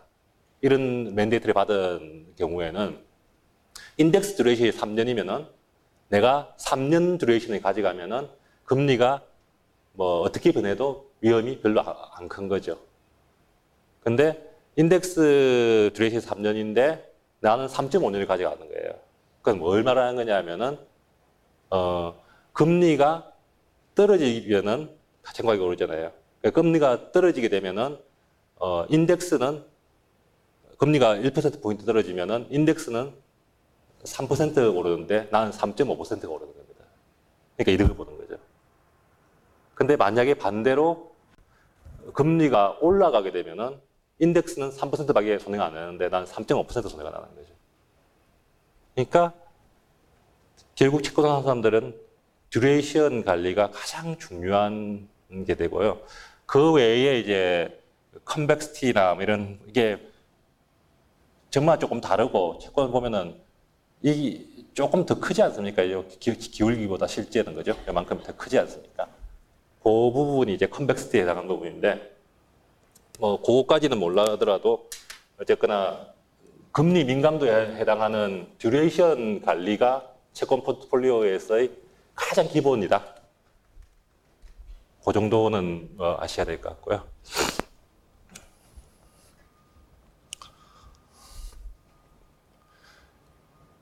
그러면 이제 보유액 운용 책임의 방법에 대해서 살펴보겠습니다. 저희 이제 한국은행에서 외환보유액 운용 조직은 외자운용원이라고 이게 되어 있는데요. 한국은행 내에 있습니다. 그래서 프론트, 미들, 백 조직으로 구분이 되어 있고요. 그래서 상호 견제와 균형을 도모하고 있습니다. 저 조직도에서 보면은 이제 투자운용부라는 분야, 요 전체 9개 운용대서까지 합쳐가지고 여기가 프론트거든요. 실제적으로 채권 거래를 하는 데입니다. 외자기획부에 해당하는 분대가 이제 미들인데 그 중에 운용기획팀이 이 외환보유액 운용과 관련한 모든 계획을 잡는 데입니다. 모든 계획을 잡는 데다 보니까 이게 여기서 짜는 계획이 굉장히 중요합니다. 아까 말한 인덱스를 만약 한다고 하면은 인덱스를 뭘 잡느냐에 따라서 뭐 주식과 채권의 비율 중을 몇 %를 할 거냐, 아니면 채권 내에서도 어떤 채권을 주로 가져갈 거냐라는 어떤 기본 계획을 만들어주는 데고, 아까 얘기한 대로 이 프론트 부스는 그 기본 계획하고 싸움을 해서 내가 더 먹을 수 있도록 싸움을 하는 데고, 그다음에 여기는 이제 운용을 지원한 백오피스죠. 자금은 결제를 해준다든지 아니면 시스템을 지원해 주는 데입니다. 준법감시는 별도로 미들로 보시면 되는데 운용 리스크 쪽을나 뭐 리글 아니고 어쨌든 내부적인 어떤 것들을 행동 지침이나 이런 거를 통제하신다고 보면 됩니다. 조직 시스템이 보면은 저희 이제 외자 운용이 77년에 외자 자금가로 출범을 해가지고 이때 몇 명 없었죠. 몇 명 없다가 자금 실로되고 국 간의 자금 실로되고 그다음에 국으로 바뀌고 2000년에 그다음에 국외에 런던하고 뉴욕에 데스크를 설치를 하고요. 그다음에 2국으로 확대 개편이 되고 그다음에 1국 2실로 다시 확대 개편이 되고 최근에 2011년에 외자운용원이라는 조직으로 새롭게 이제 출범을 했습니다. 그래서 지금 인원은 한 80명 정도 되고요. 80명이 조금 넘는 정도입니다. 90명 가까이. 운용 체계인데요. 가장 먼저 하는 게, 뭐, 논리적으로 봤을 때 물고 물립니다만, 가장 먼저 하는 게 아까 운용기획팀에서 한다는 운용계획을 수립하는 겁니다. 운용계획을 세우면서 우리가 왜 어떤 원칙으로 운용계획을 만들 것이냐, 그리고 외환보유액을 운용하는 데 있어서 어떤 뭐 구분해 둘 것이냐, 그리고 운용기준, 지침을 설정을 합니다. 조금 자세히 설명하겠습니다. 그게 설정이 되고 나면은 그에 맞추어서 투자 운용을 실제로 하는 거죠. 거래를 하면서 초과 수익을 도모하는 겁니다. 그러고 나면은 그에 맞추어서 또 미들 쪽에서 미들이나 백에서 이제 인진 쪽은 백 쪽이죠. 거래한 내역을 자금 처리해주고 회계 처리해주고 뭐 외환 대사라고 해가지고 이제 액츄라고 섀도우라고 하는데 실제 어카운트에 들어있는 거하고 우리가 생각한 거하고 맞는지 대조하는 부분까지 하고 있고요. 그 다음에 역시 투자 운용과 관련해 가지고 리스크 관리나 성과 평가를 해서 피드백을 주는 형태. 이렇게 구성이 된다고 볼 수 있습니다. 기본 계획 수립을 위해서 운용기획팀에서 뭐 고려사항이 굉장히 많은데요. 가장 큰 게 이제 운용 목표입니다. 우리가 어떻게 뭘 목표로 운용을 해야 되느냐. 그래서 보통 목표 수익률을 나타낼 수도 있고 위험을 나타낼 수도 있거든요. 위협을 나타낼 수도 있고, 아무튼 우리가 현재의 포지션에서 뭐 연간 몇 프로를 먹는다, 뭐 몇 프로 수익을 목표로 해야 된다, 이렇게 생각할 수도 있지만, 외환보유 같은 어떤 경우에는 보수적인 관점에서 손실이 날 확률을 몇 %로 제한하겠다, 이렇게 리스크적인 목표를 세우는 게 더 일반적입니다. 위험 목표, 감내 가능한 위험 수준을 목표로 삼는 경우가 더 일반적이라고 볼 수가 있겠죠. 부채를 고려하지 않는다면. 물론 뭐 딱 하나만 하는 거 아니고 실제적으로 여러 가지를 가면 종합적으로 판단하고 있습니다만, 가장 큰 부분에서 보면 그렇고요. 그다음에 주요 투자 제약을 생각해야 되겠죠. 외환보유의 성격상 유동성은 어느 정도를 유지해야 되겠다. 뭐 내지는 뭐 안전성 때문에 신용등급은 뭐 이사로 되면 안 되겠다, 뭐 이런 투자 제약이 있고요. 그다음에 자산구분 좀 이따 말씀드리고요. 그다음에 투자 시계를 이게 운용 계획을 세울 때 뭐 목표에 뭐 손해볼 확률이 얼마가 됐건 아니면 뭐 목수익률이 됐건 그거를 몇 년 단위로 보느냐, 1년 단위로 볼 거냐, 5년 단위로 볼 거냐에 따라 가지고 어떤 계획에 따른 포트폴리오, 기본 포트폴리오의 구성이 크게 달라집니다. 그다음에 기준 통화는 외환보유는 기본적으로 미달러로 다 표시가 되고 있습니다만, 그래도 내부적으로 미달러화를 기준으로 해서 이 포트폴리오를 짤 거냐, 아니면은 바스켓 커런시라고 해서 어떤 몇 가지 주요 통화들의 적절한 믹스로서 그걸 하나의 뉴메리로 기준으로 봐가지고 어떤 포트폴리오를 구성할 거냐, 아니면 아예 원화로 자국 통화로 할 거냐, 이것도 굉장히 중요한 결정이 될 수 있고요. 그다음에 기본 통화 구성, 미달러화의 비중도 그렇지만 어떠한 통화들을 투자하겠다. 그다음에 투자 대상물에 뭐 주식을 넣을 것이냐, MBS를 넣을 것이냐, 무슨 뭐 이런 것들, 신용등급을 말씀드렸고요. 이런 것들은 이제 전부 다 포트폴리오와 관련되는 거고, 그 밑에는 약간 포트폴리오는 아니지만 뭐 전체 책을 따르게 있어서 운용 조직을 어떻게 가져갈 것이냐, 이건 뭐 좀 약간 반영구적인 게 되겠습니다만, 그다음에 가버넌스 책에 누가 어떠한 결정을 내려가지고 투자를 할 것이냐, 책임과 권한을 명확하게 해줄 필요가 있죠. 그래서 예를 들어서 뭐 포트폴리오 매니저들이 아까 투자운용부 프론트에서 개별 매니저한테 리스크 한도를 줘서 그 사람들이 알아서 투자를 해서 추가 수익을 얻거나 잃거나 권한을 줄 것이냐, 아니면은 팀 제하에서 팀 의사결정을 할 것이냐, 뭐 이런 것들이 굉장히 중요할 수 있지 않습니까? 뭐 그런 부분. 그다음에 투자 스타일인데, 운용 계획에서 잡는 우리 기본 포트폴리오가 운용 기준이라고 나오는 게 사실 전체 수익의 90% 이상, 95%를 결정합니다. 나머지를 몇 %, 5% 정도를 이제 투자 프론트에서 결정하다 보면 될 수 있는데, 플러스일 수도 있고 마이너스일 수도 있는데, 고위험을 관련하기 위해서 트래킹 에러라고 하는 게 있는데, 트래킹 에러라는 게 뭐냐면은 아까 뭐 듀레이션을 설명드리면은 듀레이션이 운용 기준은 뭐 5년이다. 근데 실제 4년에서 6년 사이는 왔다 갔다 할 수 있다, 이렇게 줄 수 있잖아요.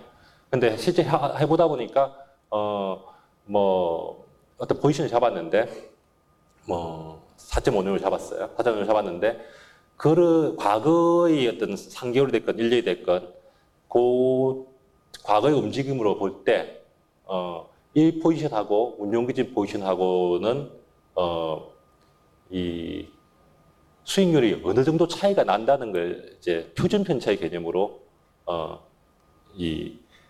한 게 트래킹이라거든요. 그래서 트래킹이라를 뭐 500bp를 준다는 거는 운용 기준하고 실제 내가 하는 거하고 거의 수익률 차이가 일어날 표준 표제가 500bp라는 거거든요. 근데 그러면 굉장히 500bp를 채우려면 굉장히 운용에서 많이 벗어나야 되겠죠. 근데 그거를 뭐 5bp로 준다 그러면은 거의 운용 기준에 붙여야 되는 겁니다. 그래서 그걸 패시브로 하느냐, 액티브로 하느냐는 이제 트래킹이라를 얼마 정도 수준으로 주느냐에 따라 가지고 결정이 되고요. 리스크 관리 및 스카 팩터를 어떻게 구체적으로 할 거냐. 그 다음에 운용 기준을 정할 때 어떤 방식을 써야 되느냐 등등을 기본적으로 결정을 해야 되고요. 그래서 외환보유액은 사실 이거만 알면 됩니다. 외환보유액은 우리나라의 최종적인 대지급 준비사는 점을 고려, 유동성과 안정성 확보의 최우선 목표를 두고 운용하되 적정한 범위 내의 수익성 제고 노력을 병행. 그래서 유동성, 안정성이 외환보유액 운용의 최대 기본 원칙이고, 그 바탕 하에서 약간의 트레이드 오프는 있지만 이걸 확보하는 범위 내에서 수익성을 추구하는 게, 수익 위험의 조화를 추구하는 게 기본 원칙입니다. 기본 목표라고 할 수 있죠. 그래서 이 목표를 충족하기 위해, 구체화시키기 위해서 우리가 계획을 짜고 운용 기준을 만들고 하는 거죠. 그리고 보유 목적에 따라 외환보유액 구분을 운용을 하기도 하는데요. 만약 보유액이 적정이라는 수준을 우리가 알고 있다면 나중에 잠시 건드리겠습니다만, 그 적정 이하는 좀 안전하게 관리하고, 좀 적정 이상을 조금 리스키하게 수익 위주로 하고, 이렇게 해서 가지고 관리하는 방식이 다를 수가 있지 않습니까? 그러면은 그 포트폴리오를 나누어야 되는데, 지금 적정이라는 부분은 굉장히 미묘하고 그런 문제가 있어가지고 저희는 그렇게 트레이드 구분을 하지 않고요. 단지 이제 유동성 자산이라고 해서 조금 한 100억 달러 정도를 이거 두는데, 이거는 반드시 이게 유동성이 있고 이게 유동성이 없다는 이야기는 전혀 아니고 모두가 유동성이 있는데, 이건 약간 버퍼 역할로서 매일 내지는 자금 유출입이 상당히 일어날 수 있지 않습니까? 근데 자금 유출입을 여기서 계속 왔다리 갔다리 하게 되면은 투자를 하는데 좀 번거로움이 있을 수가 있기 때문에, 버퍼 역할로서 이제 일상적인 대지급 수부에 대비해서 그냥 주로 전액 밑달러화, 그리고 초단기 상품으로 수익에 신경 쓰지 않고 그냥 놔두는 포트폴리오가 있고요. 대부분은 이제 수익성 자산, 이게 이제 운용의 핵심이고 외자 운용에서 운용한 부분입니다. 그다음에 일부 자산은 저희가 이제 외부 위탁 기관에 맡겨가지고, 저희가 사실 인력의 한계나 여러 문제 때문에 주식 같은 경우는 직접 운용을 아직까지 하지 않고 이 위탁을 많이 주고 있고요. 다른 포트폴리오도 초기에는 기술 섭득, 선진 투자 기법 섭득이나 아니면 우리가 하기 힘든 애널리스트적인 어떤 그런 것들 분석 등을 배우기 위해서 위탁도 일부 하고 있습니다. 그래서 운용 기준을 설정하는데, 아까 이야기한 대로 인덱스 포트폴리오입니다. 우리의 운용 외환보유액 목적에 가장 맞는 중장기적 뷰를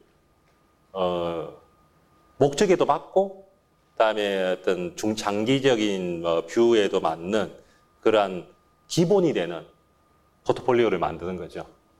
저희는 사실 90년대 중반부터 이런 개념을 도입을 했는데요.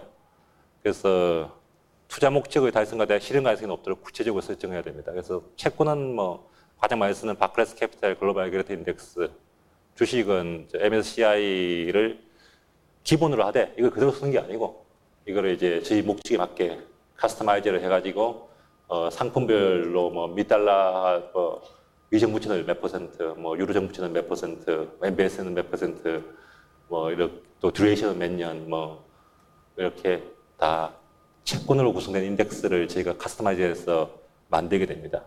그러면은 이게 아까 말씀드렸지만 저희 운용에 있어서 수익의 90% 이상을 좌우하는 가장 중요한 결정입니다.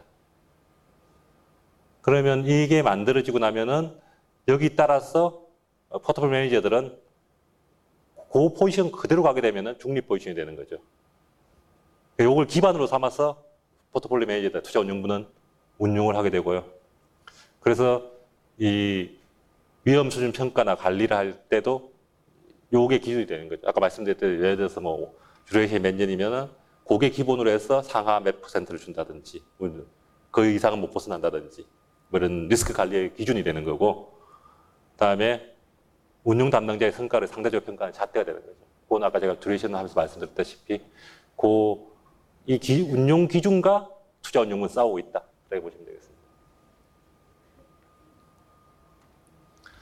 통화 구성은 제가 이제 통화 구성하고 상품 구성을 인덱스에서 정해야 되는데, 통화와 상품을 사실 별도로 안 하고 뭐 같이 할 수도 있는데, 통화는 약간 독특한 부분이 있다 보니까 특히 그 외환보유액은 뭐 대부분 아까 보셨습니다만 60% 근처의 $1를 우리만 가지고 있는 게 아니라 세계적인 주가들 대부분 다 60% 가지고 있는데, 외환보유액의 목적을 생각해 보면은 외환보유액이 이제 외환시장 안정을 위한 걸로 쓰이는데, 외환시장 안정은 대부분 $1와 관련되고요.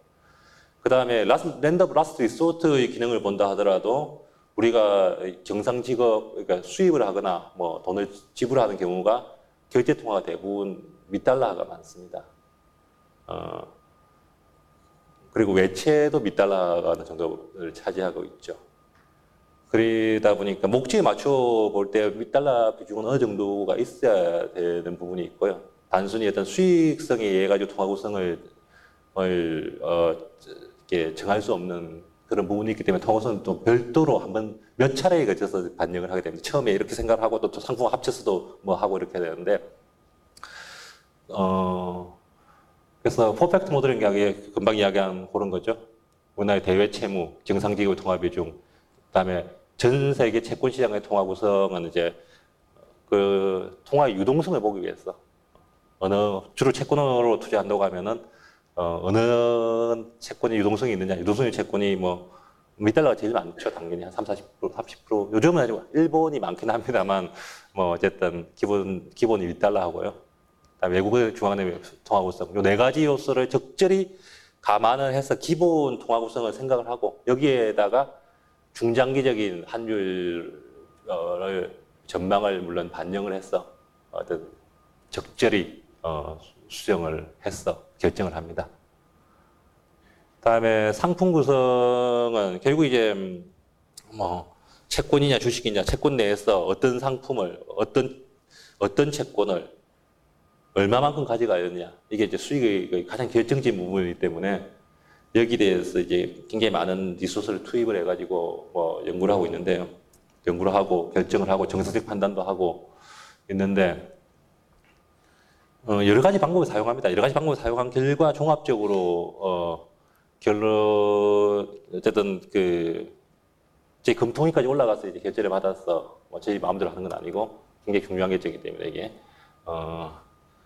하는데, 포트폴리오를 수익을 생각할 때 빨리 해야 되겠네요.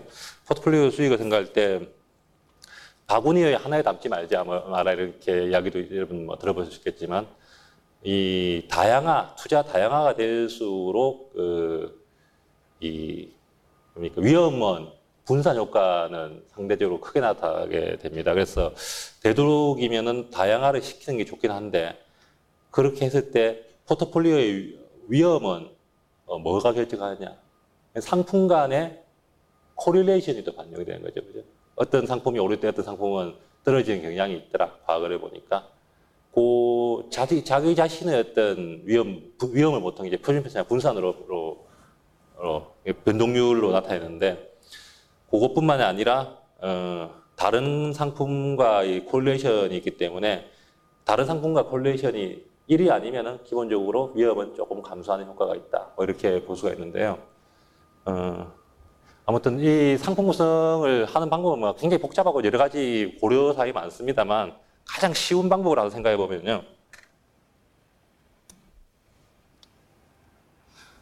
어떤 포트폴리오, 여러분 뭐 아시는 에피션트 프론티어라는 걸 뭐 들어보셨는지 모르겠습니다만, 이제 여기가 위험이고요, 여기가 수익률, 기대 수익률이라고 하면은 이제 기대 수익률이 올라갈수록 위험은 커지게 되지 않습니까? 이게 마르코프스치의 그 효율성 변경성인데, 그래서 뭐 어떤 투자자의 어떤 무차별곡선과 만나는 점, 뭘 결정한다 뭐 이런 이론이 있습니다만, 뭐 어찌됐건 가장 간단한 걸 하나 말씀드리면은, 여기가 뭐 예를 들어서 뭐 1%고 뭐 여기가 1%일 수 있는데, 그냥 예를 든 겁니다. 예를 들면은 점점 이게 수익이 올라갈수록 위험이 증가하게 되죠. 근데 예를 들어서 가장 쉬운 예로 우리가 자본을 보존하기 위해서 쇼플 리스크를 5% 하에서 유지하고 싶다. 이게 무슨 말이냐면은 마이너스가 날 확률을 5% 이내로 유지하고 싶다. 이렇게 생각할 수가 있잖아요. 그런 원칙에 의해서 생각한다면은 예를 들어서 A라는 점은 수익률은 뭐 3%인데 이 표준 편차는 예를 들어서 1%다. 그러면은 우리가 정규 분포를 가정하면은 표준 편차 곱하기 2를 한 부분이 5%의 1.96이니까요. 95%가. 이 곱하기 2를 한 부분이 3에서 곱하기 2를 해서 3에서 2를 빼면은 즉 어떤 수익률의 분포에서 이 상위 여기 5%에 해당하는, 그러니까 여기가 95%고 5%에 해당하는 수익률이 얼마냐를 보면은 여기는 1%란 말이야. 근데 이 점은 만약에 수익률은 6%인데 분산이 만약에 4%다. 표준편차가 4%다. 그러면은 거기에 해당하는 점은 마이너스 2가 되겠죠. 이 직선에 끄다 보면은 0이 만나는 점.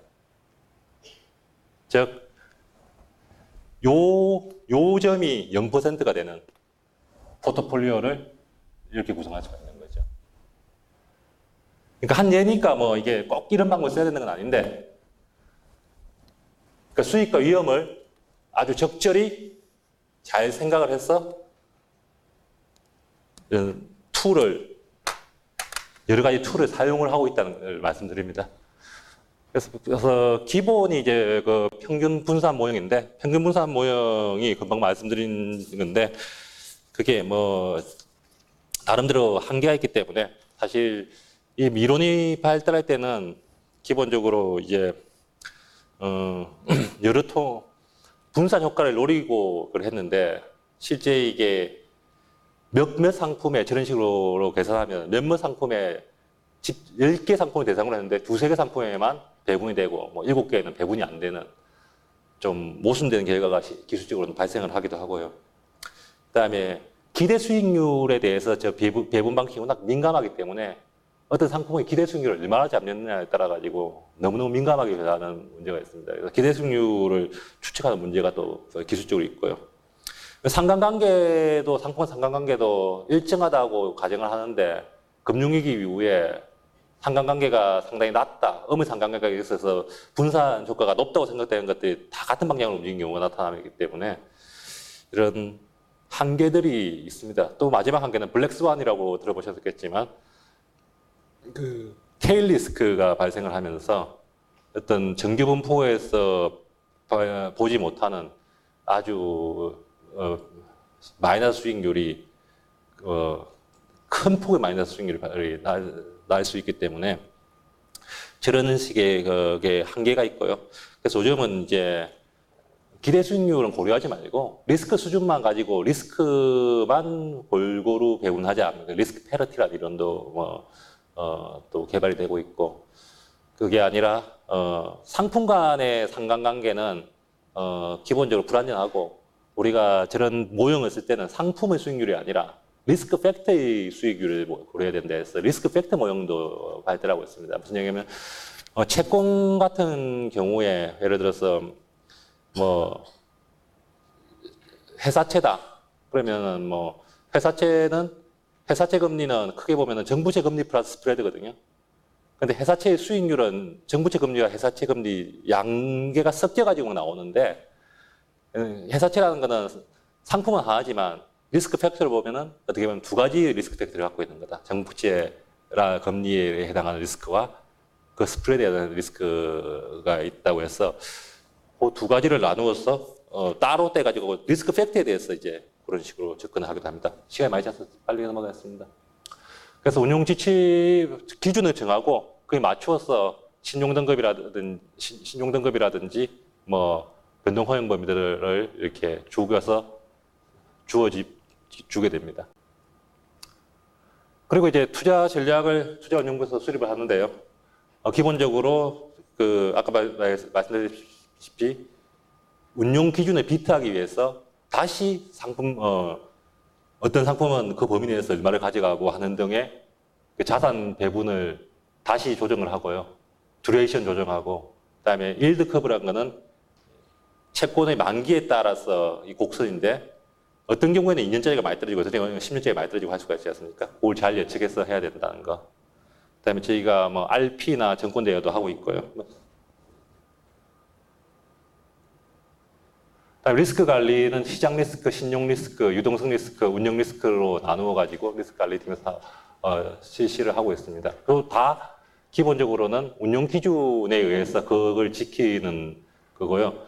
그다음에 오퍼레이션 리스크가 요즘 뭐 문제가 많이 될 수가 있는데 뭐 직원이 뭐 거래하다가 뭐 식핑거라고 해가지고 뭐 잘못 전자거래하다가 공을 하나 더 입력한다든지, 예를 들면 아니면 뭐 누가 와서 뭐 불이 난다든지 뭐 여러 가지가 있을 수 있습니까? 그리고 법률 리스크는 이제 우리가 계약을 많이 해야 되기 때문에 계약 시에 많은 리스크가 발생을 하고요.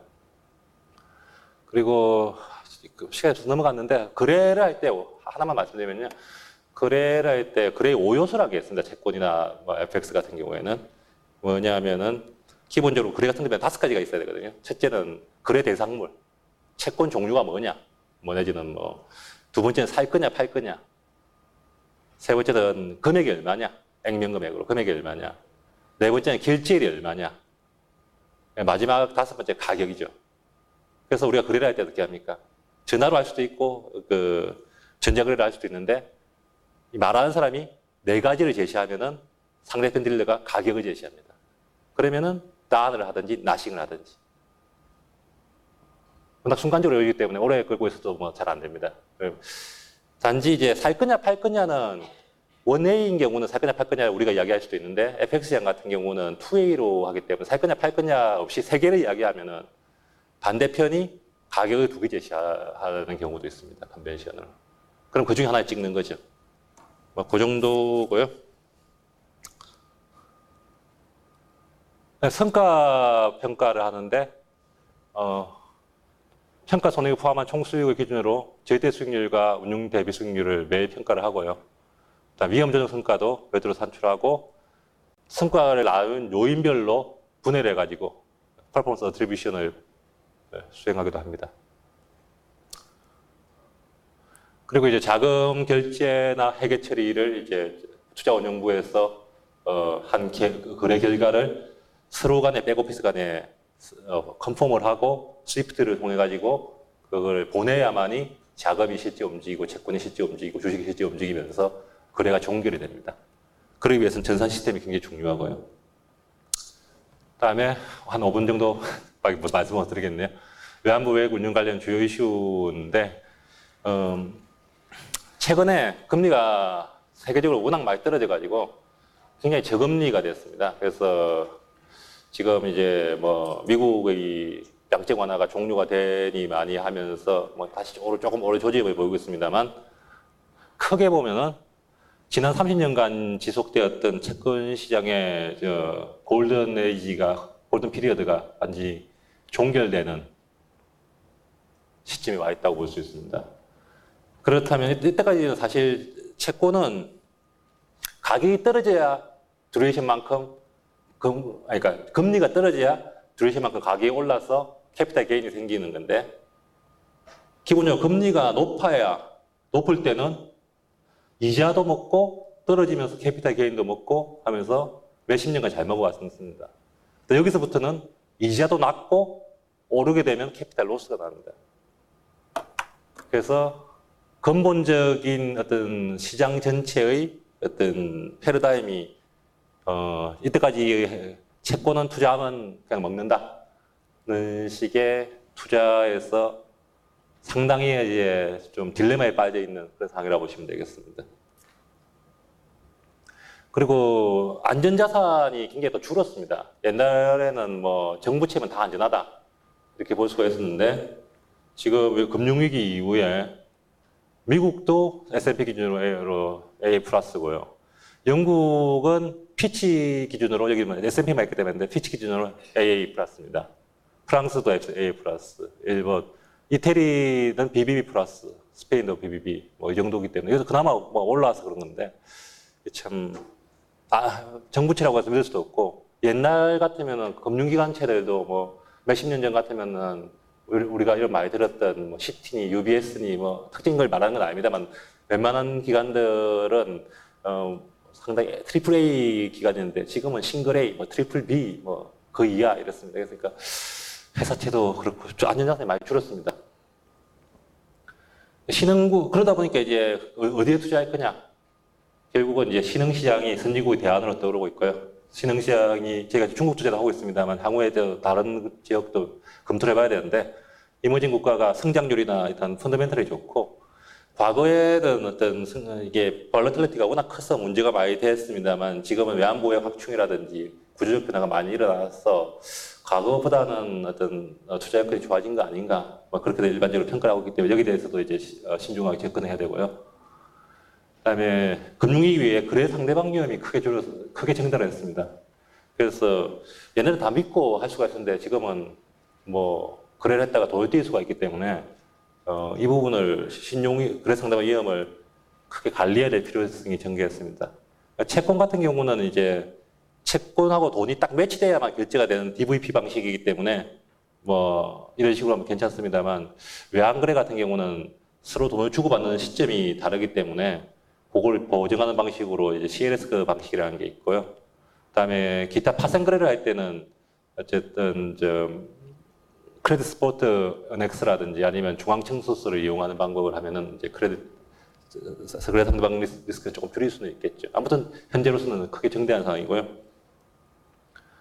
외환보유의 수준에 대한 평가는 뭐 이게 편익은 운용 수익도 있지만 기본적으로 유무형의 이익이 이제 신인도 상승, 외환위기 이박이고 비용은 이제 일부 이제 저희가 뭐 통화증권의 이자 같은 거 줘야 되는 부분이 있고 그걸 안 했을 경우에 미국의 민간이 투자했다면 어떻게 되겠냐 대체 비용을 생각할 수가 있는데 이 뭐 굉장히 어려운 이야기입니다. 그리고 사실 환율 자체가 움직이는 부분은 또 사회적 비용과 편익을 봐야 되기 때문에 그걸 포함하게 되면 상당히 측정이 곤란하고 그래서 이 외환보유 적정 수준은 뭐 IMF에서도 그러고 국제적으로 통용된 보편적인 산정 기준이 없는 상황입니다. 국가별 상황에 맞게 뭐 적절히 생각을 할 수밖에 없고요. 과거 IMF는 이제 3개월 내 6개월 정도의 어떤 경상 지급할 수 있는 돈으로 제시를 했는데 요즘 뭐 그건 거의 맞지 않는 것 같고 또 한때는 그린스펀 키도티라는 사람들이 해가지고 그 국가의 단기 부채 1년 동안에 돌아오는 단기 부채하고 1년 동안 돌아오는 이자 지급액 정도는 갖고 있어야 된다 이런 룰을 제시했는데 뭐 그것도 만병통치약은 아닌 것 같습니다. 그리고 이제 뭐 저금리나 여러 가지 사항들 그리고 외환보유액이 뭐보다 굉장히 모든 나라에 증가하면서 기본적으로 외환보유액 운용의 패러다임이 변화가 발생하고 있습니다. 과거 외환보유액은 어떤 캐시플로우 돈이 필요할 때까지 모아놨다가 그냥 그 돈을 필요할 때 대주기에서 보관하는 개념이 막 강했다면은 요즘은 외환보유액이 많이 늘어나고 있고 어떤 비용 문제, 수익성 문제가 되면서 보다 전문적인 어떤 포트폴리오를 어떤 투자하는 차원으로서 패러다임 전환이 필요하고 그러기 위해서는 모든 분야에서 이코노미스트라든지 퀀트 애널리스트라든지 크레딧 애널리스트라든지 포트폴리오 매니저라든지 모든 분야에서 전문 인력의 확보 그리고 효율적이고 엄격한 리스크 관리 그리고 책임과 권한에 대한 가버넌스 등에 대해서 보다 전문적이고 포트폴리오에 입각한 그런 패러다임의 변화가 필요하게 됐다. 이렇게 말씀드리겠습니다. 하다 보니까 조금 시간이 그랬는데 아무튼 이걸로 강의를 마치겠습니다. 네, 2시간 강의해 주신 소명국 팀장님께 다시 한번 박수 부탁드립니다. 네, 감사합니다.